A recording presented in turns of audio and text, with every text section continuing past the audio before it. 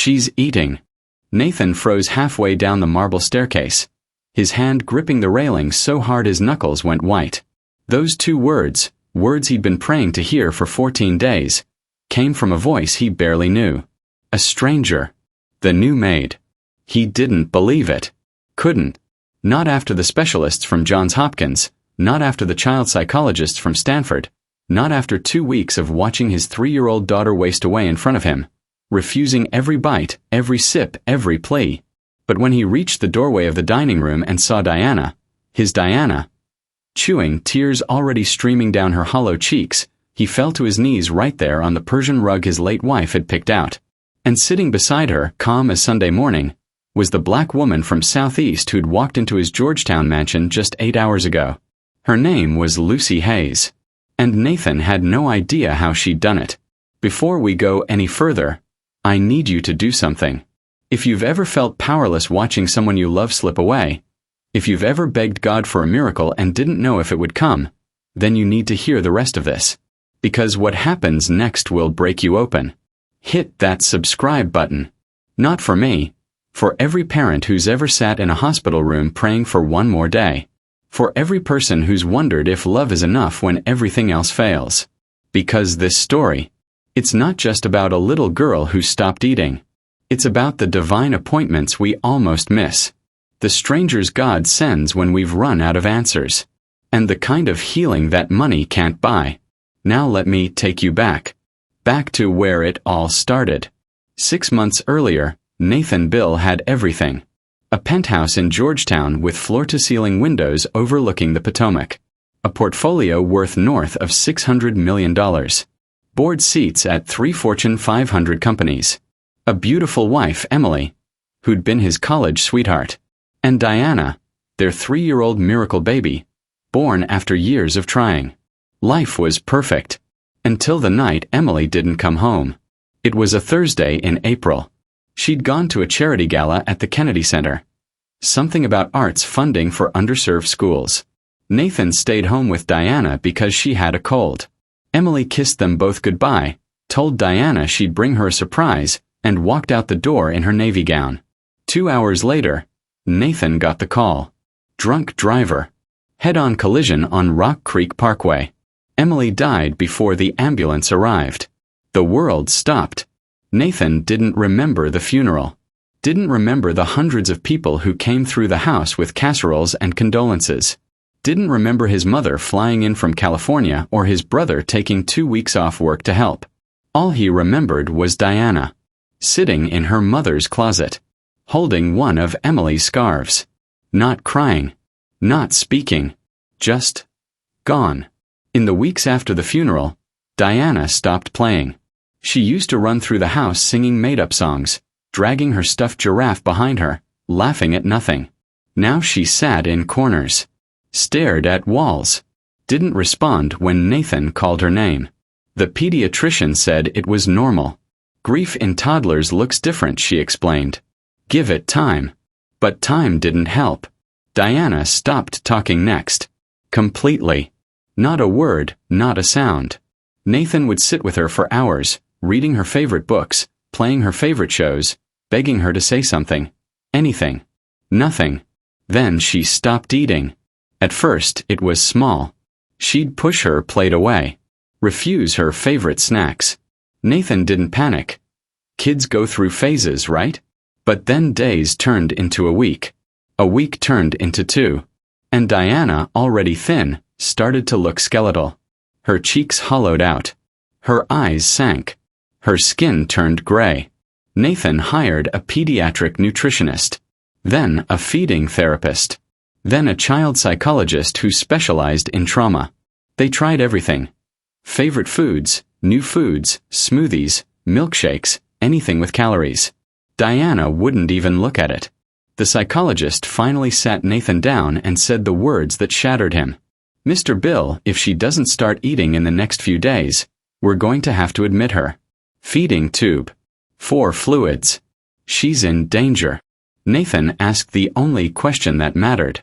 Why? Why is she doing this? The psychologist hesitated, then said quietly, sometimes children who lose a parent, They think if they stop living, they can be with them again. Nathan was out of options. His housekeeper, Mrs. Rodriguez, had been with the family for years, but she was older now, her arthritis making it harder to keep up with the house. She'd mentioned her church friend could help part-time, but Nathan wasn't ready to bring someone new into Diana's life. Until he had no choice. Mrs. Rodriguez called him one morning and said she couldn't come in. Her daughter had gone into early labor in Silver Spring, and she needed to be there. "But I know someone," she said. "A woman from my church. She's young, she's kind, and she's been through loss herself. Her name is Lucy Hayes." Nathan didn't care about her name. He just needed someone to watch Diana while he tried to figure out how to save her life. Lucy arrived the next morning. She was younger than Nathan expected. Mid-20s, maybe. She wore a simple black dress, her hair pulled back in a low bun, small gold hoops in her ears. She didn't smile when he opened the door, but her eyes were warm. Steady. "Mr. Bill," she said quietly. "Mrs. Rodriguez told me about your daughter." Nathan nodded, too tired to pretend everything was fine. "She's upstairs," he said. She doesn't talk. Doesn't eat. The doctors say." His voice cracked. He cleared his throat. "Just keep an eye on her. That's all I need." Lucy didn't ask questions. She just nodded, set her bag down by the door, and headed upstairs. "Look, I know you're watching this, and maybe you're thinking, how does a maid fix what doctors couldn't? Stay with me. Because if you've ever doubted whether God works through ordinary people, if you've ever wondered why some prayers get answered in the strangest ways, you're about to see something that'll restore your faith. Go ahead and like this video. Not because I'm asking, but because you already know this story is about to wreck you. And you'll want to remember where you were when you saw it. Now let me tell you what Lucy saw when she walked into that little girl's room. Diana's bedroom was beautiful. Soft pink walls. White furniture. A canopy bed with gauze curtains. Shelves full of books and toys. A rocking chair by the window where Emily used to read to her every night. But it felt like a tomb. Diana sat on the floor in the corner, her back against the wall, knees pulled to her chest. She wore a yellow sundress that used to fit but now hung off her like a sheet. Her hair, once curly and wild, was limp and tangled. She didn't look up when Lucy walked in. Lucy didn't say anything at first. She just sat down on the floor across from Diana, legs crossed, hands in her lap. She didn't try to touch her. Didn't try to talk to her. She just sat. For 20 minutes, neither of them moved.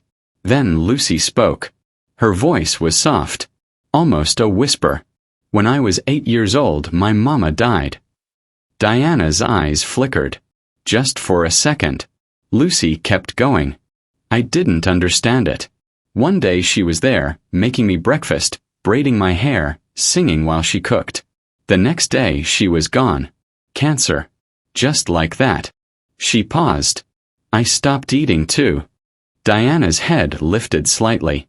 "I thought if I didn't eat, maybe I could go be with her. Maybe I could see her again. Because I missed her so much it hurt. You know that kind of hurt."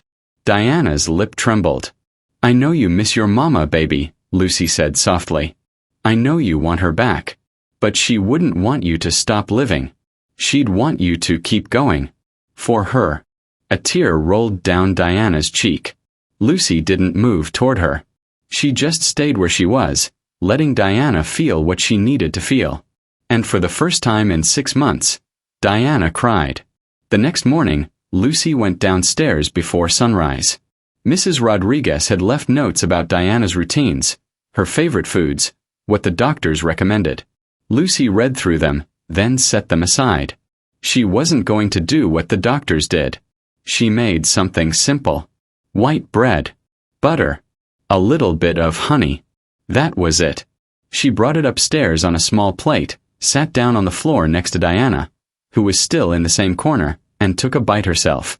She didn't offer it to Diana. Didn't ask her to eat. She just ate. Diana watched. Lucy took another bite. Chewed slowly. Swallowed. Then she set the plate down between them and stood up. "I'll be right back," she said. She walked out of the room. 5 minutes later she came back. The plate was empty. When Nathan came home that evening, Lucy was in the kitchen washing dishes. "How was she?" he asked, his voice flat. He'd stopped hoping for good news. "She ate," Lucy said simply. Nathan stared at her. "What?" "She ate. Bread and honey. Not much, but she ate." Nathan felt his legs go weak. He grabbed the counter to steady himself. She ate." Lucy nodded. Nathan didn't say anything. He just walked past her, up the stairs, and into Diana's room. She was sitting on her bed, holding her stuffed giraffe. When she saw him, she whispered, "Hi, Daddy." Nathan collapsed. He fell to his knees beside her bed and sobbed like he hadn't sobbed since Emily died. Great, heaving sobs that shook his whole body. Diana reached out and touched his hair. "Don't cry, Daddy," she whispered. "Mommy says you gotta be strong." If you've ever broken down in front of someone you love because you finally felt hope again, if you've ever realized you're not alone in this fight, you already know why this moment matters. Do me a favor, share this story. Tag someone who needs to hear it. Because healing doesn't always look the way we expect. And sometimes the people who save us are the ones we never saw coming. Now let me tell you what happened next. Because Lucy's work wasn't done yet. Over the next few days, Diana started eating more. Small meals. Soft foods. But she ate. Nathan watched from a distance, still afraid to believe it was real. He'd thrown everything he had at this problem. Money, expertise, connections, and none of it worked. But Lucy, she'd done it with bread and butter. One evening, Nathan found Lucy sitting on the back patio, looking out at the Potomac. The sun was setting, painting the sky orange and pink. He sat down beside her. "How did you do it?" he asked. Lucy didn't answer right away. Then she said, "I didn't do anything. I just sat with her." "That's not nothing." Lucy looked at him. "You could have done the same thing." Nathan felt the words hit him like a punch. "I tried." "No," Lucy said gently. "You hired people to try. You threw money at it. But you didn't sit with her." "Not really." Nathan opened his mouth to argue, then closed it. Because she was right. He'd been so consumed by his own grief, his own guilt, his own fear of losing Diana the way he lost Emily, that he'd forgotten how to just be with her. "I didn't know how," he admitted. Lucy's expression softened. "Now you do." A week later, Nathan started reading to Diana again. Every night after dinner, he'd sit in the rocking chair by her bed and read from the stack of books Emily used to read to her. Good Night Moon. The Snowy Day. Where the Wild Things Are. At first, Diana just listened. Then one night, she climbed into his lap. Nathan's breath caught. She curled up against his chest, her tiny body fitting perfectly in the space Emily used to call Diana's spot. And as Nathan read, his voice shaking, Diana whispered along with him. When he finished the last page, she looked up at him and said, "I love you, Daddy." Nathan kissed the top of her head and whispered back, "I love you too, baby girl. So much." As the weeks passed, something shifted in the house. Diana was healing, laughing again, playing again. Lucy had become part of the rhythm of their life. Cooking breakfast, helping Diana get dressed, sitting with her in the garden while she picked flowers. And Nathan found himself noticing things. The way Lucy hummed while she worked. The way she smiled when Diana said something funny. The way she moved through the house with a quiet grace that reminded him, painfully, of Emily. But it wasn't Emily. It was something different. Something new. One evening, after Diana had gone to bed, Nathan found Lucy in the living room, folding laundry. "You don't have to do that," he said. "I can hire someone." "I don't mind," Lucy said. Nathan sat down across from her. "Can I ask you something?" She looked up. "Why did you take this job?" Lucy paused, her hands stilling on a small pink shirt. "Because Mrs. Rodriguez told me a little girl needed help," she said. "And I know what it's like to need help and not get it." Nathan nodded slowly. "You saved her." No, Lucy said. God saved her. I was just here. Nathan didn't know what to say to that. He wasn't sure he believed in God anymore. Not after Emily. But looking at Lucy, at the woman who'd walked into his home and brought his daughter back to life, he thought maybe there was something. Thank you, he said. Lucy smiled. You're welcome. 3 months later, Nathan admitted something to himself that terrified him. He was falling in love with Lucy Hayes. He didn't mean to. Didn't plan it. But it happened slowly, quietly, the way spring comes after a long winter.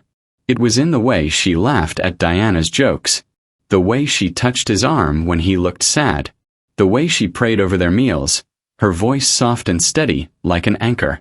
One night after Diana was asleep, Nathan found Lucy sitting on the patio again. He sat down beside her, his heart pounding. Lucy, he said, I need to tell you something. She turned to him, her eyes calm. He stopped. Started again. I don't know how to say this. But I think I'm falling in love with you. Lucy didn't look surprised. She just looked at him for a long moment, then said, I know. You know. She nodded. I've known for a while. Nathan felt his chest tighten. And Lucy smiled. And I think I've been falling in love with you too. If you're still here, it's because you know this story isn't just entertainment. It's truth. It's a reminder that even in our darkest moments, God sends people who see us, who stay, who love us back to life. Before we finish, I want you to do something. Subscribe. Not because I'm telling you to, but because stories like this need to be told. Because there's someone in your life who needs to hear that healing is possible. That love can grow in the strangest soil. Do it for them. And let's see what God does next. 6 months after Lucy Hayes walked into their lives, Nathan Bill asked her to marry him. It wasn't a grand proposal. No fancy restaurant, no violinist, no crowd. Just the three of them, Nathan, Lucy, and Diana, sitting in the garden at sunset. Diana handed Lucy a daisy she'd picked, and Nathan got down on one knee. You brought us back to life, he said, his voice shaking. And I don't want to spend another day without you. Will you marry me? Lucy's eyes filled with tears. She looked at Diana, who was grinning ear to ear, then back at Nathan. Yes, she whispered. A year later, Nathan, Lucy, and Diana stood together in front of a small gathering of family and friends. They'd gotten married in the same garden where Nathan proposed. Emily's memory was honored, a photo of her on a table near the altar, flowers she would have loved surrounding it. Diana stood between them, holding both their hands, wearing a white dress with yellow flowers. When the officiant said, "You may now kiss the bride," Diana clapped so loud everyone laughed. And as Nathan kissed Lucy, he whispered, "Thank you." Lucy smiled. "Thank you for letting me stay." Sometimes God doesn't send angels with wings. Sometimes He sends a woman from South Carolina with a Greyhound ticket and a borrowed suitcase. Sometimes healing doesn't come from doctors or money or plans. It comes from presence, from patience, from love that shows up and stays. If you're watching this and you're in the middle of something impossible, if you're watching someone you love fade away and you don't know what to do, hold on. Because the help you need might be closer than you think. And the miracle you're praying for? It might walk through your door tomorrow. If this story moved you, share it. Someone needs to hear it today.